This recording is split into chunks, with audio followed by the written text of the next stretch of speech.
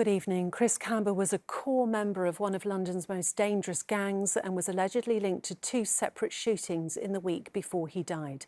Details of the 24-year-old's criminal past were released today, a day after Met firearms officer Martin Blake was cleared of his murder. We now know that he had a string of criminal convictions and that he was due to stand trial for shooting someone in a Hackney nightclub. That information was kept from jurors during the trial, but the court lifted restrictions today after the Met's second-in-command argued it would significantly reduce the risk of unrest on our streets. With the latest, here's our political correspondent Simon Harris. It's a warm summer night, but Chris Cabba, beneath the Blue Arrow, wears a hoodie. On the crowded dance floor of a club in Hackney, he's put on a mask. He approaches a rival gang member beneath the Red Arrow and shoots him in the leg. His victim tries to escape, but Cabba, still holding a gun, chases him down the street. This is the Chris Cabba a jury wasn't allowed to know about. Details of Cabba's violent past, released by Scotland Yard, paint a picture of a dangerous gangster. If he'd been arrested instead of being shot, he would have gone on trial for attempted murder. Oh, police! Show me your hands! Show me your hands! Cabba's Audi was boxed in by police cars in Streatham. When he tried to ram his way out, Sergeant Martin Blake shot him through the windscreen. Yesterday, a jury at the Old Bailey decided the firearms officer was not guilty of murder. The jury had no real understanding of why it was that Chris Cabba was as desperate to get out of that roadblock as he was. And I think if they knew something about his previous history, then that would tell to his mindset.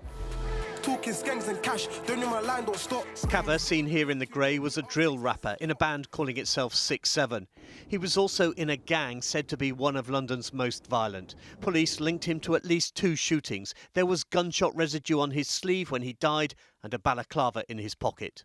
Chris's family made this point, no matter what had happened in the past, it's generally the case in this country that if someone has committed a crime, no matter what the crime is, you arrest them and you perhaps carry them forward in the justice system, not that they should die in the process. Cabba's family criticised the not guilty verdict, and last night campaigners organised a noisy demonstration outside the Old Bailey. The protesters included Marcia Rigg, whose brother Sean died in police custody in Brixton in 2008. Nothing's changed. We're still enslaved.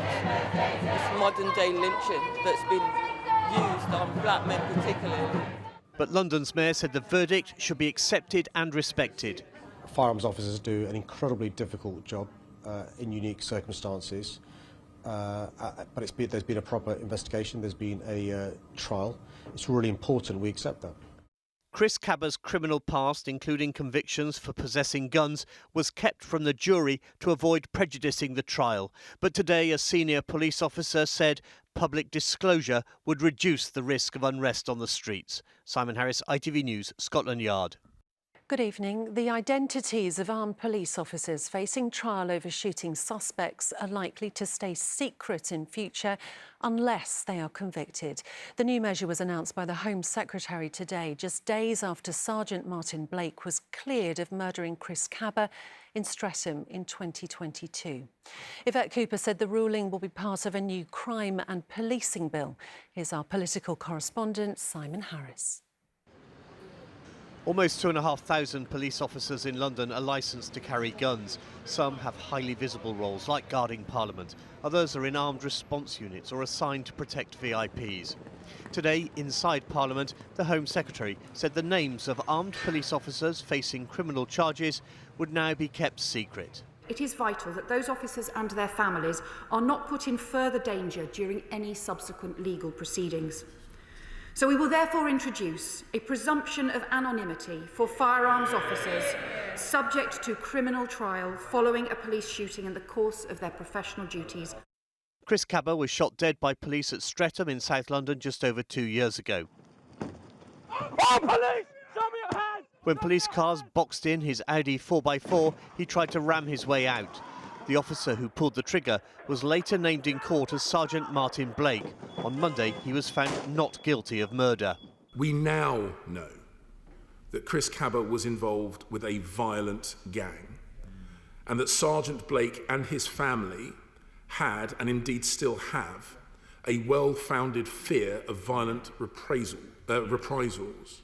The Home Secretary also announced changes to the way police are held to account when things go wrong.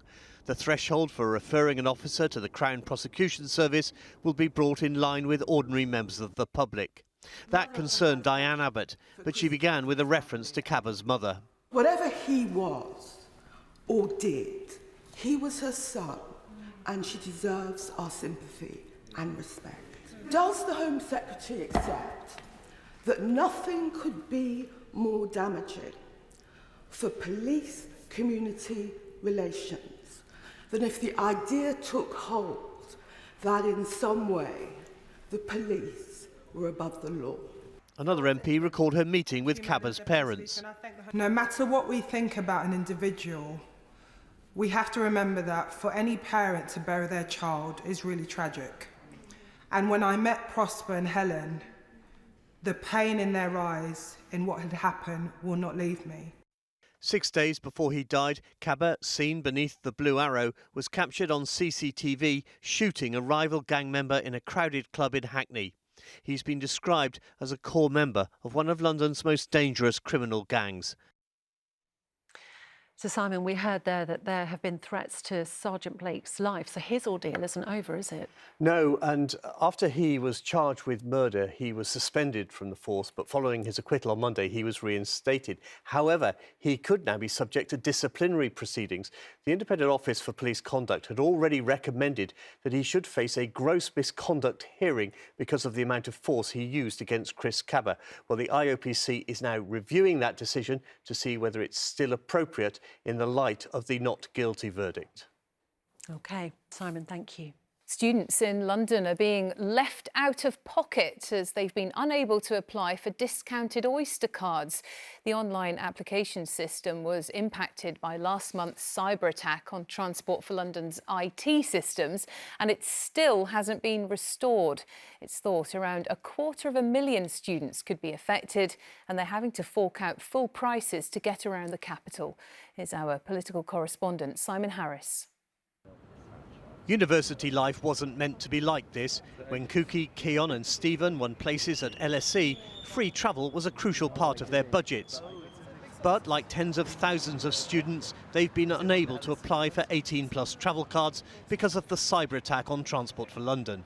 To save money, they're forced to spend an hour a day walking to and from the campus. Not having the travel card has meant that a lot of students are missing lectures. We can't get to campus all the time. I mean, a lot of people are much further away than we are personally. But it also means that we've missed networking events and elements of social events. It's been 2 months of this website and it hasn't, it reflects really badly on our local government that they can't get a website running after a cyber attack after 2 months. I'm sure in other countries they get the technology and get it up and running much quicker, but here it's just slow. I had a whole list of potential expenses that I might have to, endure whilst I'm in London. And now not having this card available, it's made it much more difficult. It's put an added strain to my budget. And as uni students, every penny counts. The cyber attack was discovered on September the 1st. Since then, no one has been able to apply for a photo travel card, claim a refund or see an online record of a contactless journey. TfL estimates around 250,000 Londoners have lost out since the start of the cyber attack. Anyone entitled to a new travel card but unable to get one is being advised to keep a record of their journeys and apply for a refund. But even that will have to wait until the computer systems are back to normal, and no one knows when that will be. I don't have a date yet. There's a team upstairs working very hard on restoring every one of these services. When we have clarity on exactly when it will happen, we will communicate that. The reason I'm reluctant to give you a date is that there's a lot of very complicated technology we're working with, and I don't want to hold ourselves hostage to fortune by giving you a date that may slip because of the complexity of what we've done. We're hoping over the course of the next few days and weeks you'll see evidence of the improvements. At the same time, we want to make sure that there are new systems in place to avoid a further attack. TfL has extended until the end of the year the grace period which allows children to use expired zip cards which also can't be renewed. And the organisation has pledged to put students at the front of the queue when applications for photo cards reopen. Well, Simon, we've got no idea how long this is going to go on for, do we? Well, TfL said today it hopes to reopen applications for photocards shortly, but when is shortly? We heard just now that there is no date. There's also going to be a huge backlog of applications for photocards, around 250,000 it would appear. And then there's the issue of refunds. You won't be able to claim a refund for a journey you've made without your photocard until your new photocard has been issued. Only then will TfL be able to link your photocard account with your contactless card and check which journeys you made.